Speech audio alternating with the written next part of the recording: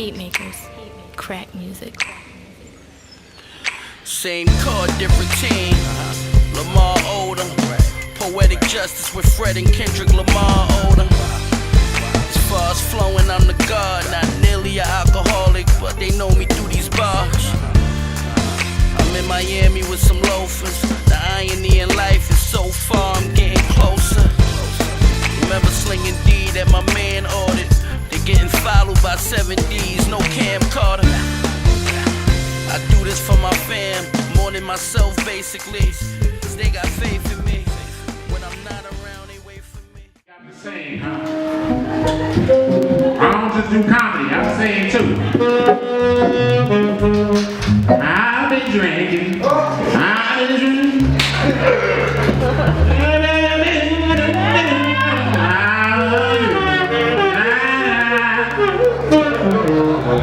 Thought you was the only one, right? But before I get started, I definitely got to take time out to pay homage and pay tribute to the late great Dr. Maya Angelou. She paved the way for all of us, not just black people, all people. So definitely want to pay respects to her, and she's definitely part of the ancestors too. So also, before I get started, I do want to say that I do use profanity in my act. So, if y'all the type that don't like profanity, I suggest you go take that shit that you was about to take it home right now.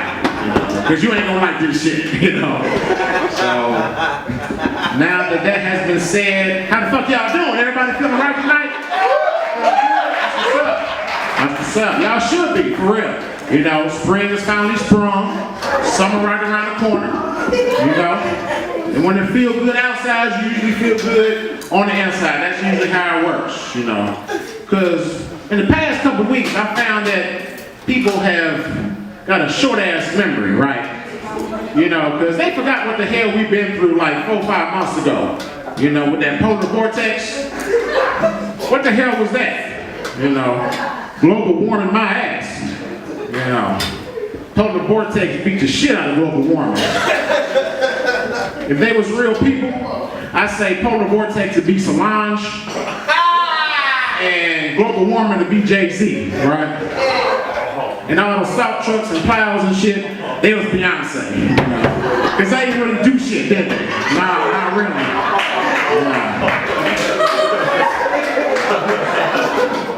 But it was a crazy ass winter, for real. One of the worst we had on record. 4th highest snowfall in Cincinnati history. Cold ass winter. It was crazy, man. And I ain't no winter person, so I took that shit kind of hard myself. But if I had a choice between the elements of snow and ice in the winter and real bitter cold, I think I'd choose bitter cold. Seriously, because you can wrap up for that shit. You can layer up and bundle up. You just need to realize in the back of your head that wherever the fuck you need to be, you just need to be there fast as hell, seriously. Not to kill that, being cold shit. But the snow and ice, that's a whole different monster, right?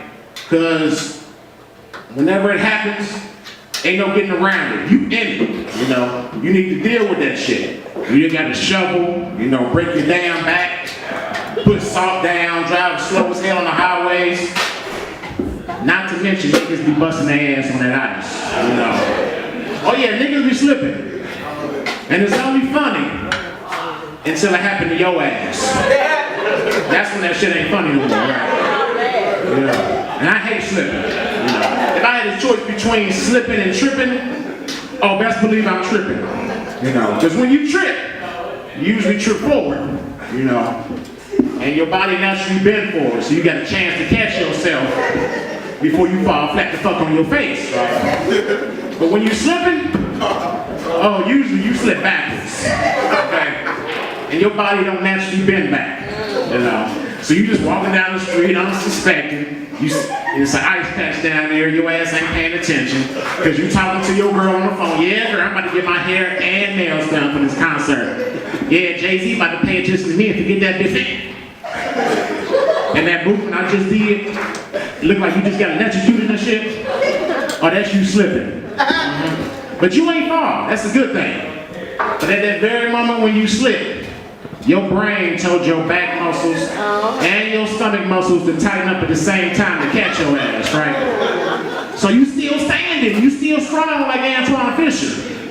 But best believe your ass got a hernia right now. You need to go to the emergency room, okay? And it was cold as hell too this past winter. You know, -25. Goddamn, it's cold. You know, when it's that cold, it makes motherfuckers reevaluate their whole life situation, right? Seriously. Because when you turn over at 6:30 in the morning, you turn the news on, and in the lower right-hand corner of your screen, you see -25, you got some shit to think about, right? You see that shit, you like, okay, I done used all my vacation days and my sick days. I done paid my rent, utilities, car note, cell phone, and insurance. That's my 4 important bills. I gotta transfer my 401k over to my new job when I get a new job. Because apparently I'm quitting this job I got right now. Because ain't no way in hell I'm going outside when it's -25.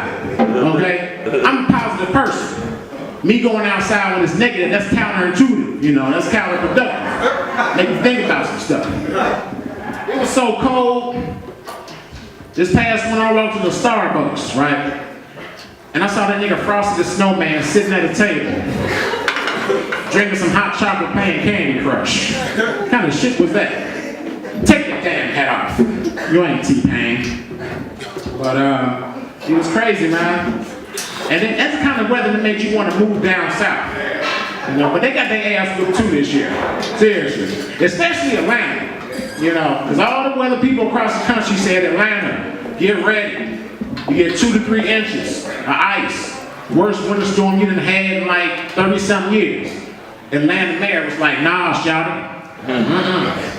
We ain't getting hit. We might be cold-blooded, but we ain't cold down here. Because Atlanta on fire. ATL, who? Guess what? They got that ass hit too. 2 to 3 inches, just like they said. And they wasn't ready, you know, because when we hear a snowstorm up here, we get the salt trucks, we get plows, we get 100,000 tons of salt. What did Atlanta have down there? They had a family-sized box of Epsom salt. And 2 Tonka trucks. What the hell is that gonna do? Not a damn thing. All right. I know y'all see this monstrosity on my right foot, and I was getting to that. You know, I've been dealing with this shit for like 9 months now. I had surgery back in August. I got 32 screws and 4 plates in this bitch. Serious shit. And I know y'all ask, what the hell could I have done in order for that shit to happen? I've got one word for you: diabetes. It's some serious shit. Ain't no pity party. You know, I'm up here telling jokes about that shit. You know, I just tell people, they call it diabetes, but that shit ain't sweet, all right? Oh, I'll explain it to you later. I'm gonna tell you. I had a foot ulcer, and the doctor said I almost had to cut my leg off because of diabetes. It was crazy. Not only am I suffering from this, but I've also been on dialysis for the last 3 years. And did I say no alls? Ain't no pity party. You know, I go to dialysis 3 times a week, 4.5 hours each time. I gotta take special medicine, special diet for that shit. And the crazy part about dialysis is that most dialysis patients do not die from kidney failure. They actually die from heart attacks. And that's some crazy shit. And the reason why I'm telling you this is because I'm sensitive about my art and my jokes and shit, right? So, if y'all don't laugh at my jokes, I might be liable to have a heart attack and die on this motherfucker, okay? You know, I ain't putting no pressure on y'all, nothing. But I'm saying, if my right hand go over my heart, y'all motherfuckers better get to cracking up, that's all I'm saying. Alright? In addition to the dialysis, oh, there's more. Oh yeah. I was rendered blind for 3 months. Seriously. It was like looking through wax paper. I still can't see out this eye. I'm totally blind out this eye. And I was lucky enough to have surgery in my left eye. I still drive around, you know. So y'all better watch out for me on the road and shit. But I try to be as candid as possible and transparent and open about the situation because I want people to prevent their own health problems. But I find sometimes that when I am open about this, a lot of people come at me the wrong way, And I don't mean in a figurative way as to say that they come at me rudely or incorrectly or want to make fun of my situation. I mean they literally come at me the wrong way, to my wrong eye, to the point that I cannot see or hear them. And I'm a nigga that frightens easily, okay? So if you sneak up on me and I don't know, you might get liable to get popped in the mouth, okay? That's all I'm saying. It's happened before. Don't get it twisted. And in that particular situation, I will admit, that old lady took that punch pretty well. She did. But it was partially her fault, because I turned her ass about 2-3 times not to sneak up on me. But with her dementia and all, she must have forgotten, This was her reminder, That was that. Alright. There's a drug epidemic going on in the country right now. A lot of people using heroin. It's kind of crazy. A lot of overdoses going on. And, me personally, I watch that show Intervention. Anybody watch Intervention on A&E? If you don't watch it, it's a show that chronicles the use of drugs with drug users and alcohol with alcoholics. At the end of the show, the family actually surprises, the drug user with an intervention. And they say either go to rehab or get the hell out of my house. That's basically it. And I particularly pay attention to the heroin users because I have no idea how the hell anybody can choose to use heroin. Especially going through the DARE program. Who the hell went through DARE? Drug abuse resistance education to keep a kid off drugs. Everybody saw that damn video. With the mouse, they gave him the crack. He kept on pressing the button until he was dead. I don't want that shit. Seriously. And then I pay attention to the heroin users, and they always say, they always have, a lot of them predominantly have the same reason why they get stuff on here. Well, I was the high school football star. After I graduated, I went to my dad's construction company, started working for him, then I hurt my back, my lower lumbar. When my doctor prescribed me those Oxycontins, so I was taking like 2 or 3 of those every 4 hours. All of a sudden, I just started crushing them sons of bitch up and snorting them. Heat makers, crack music. Same chord, different team. Lamar Odom. Poetic justice with Fred and Kendrick Lamar Odom. As far as flowing, I'm the god. Not nearly an alcoholic, but they know me through these bars. I'm in Miami with some loafers. The irony in life is so far, I'm getting closer. Remember slinging D that my man ordered. They getting followed by 7 Ds, no camcorder.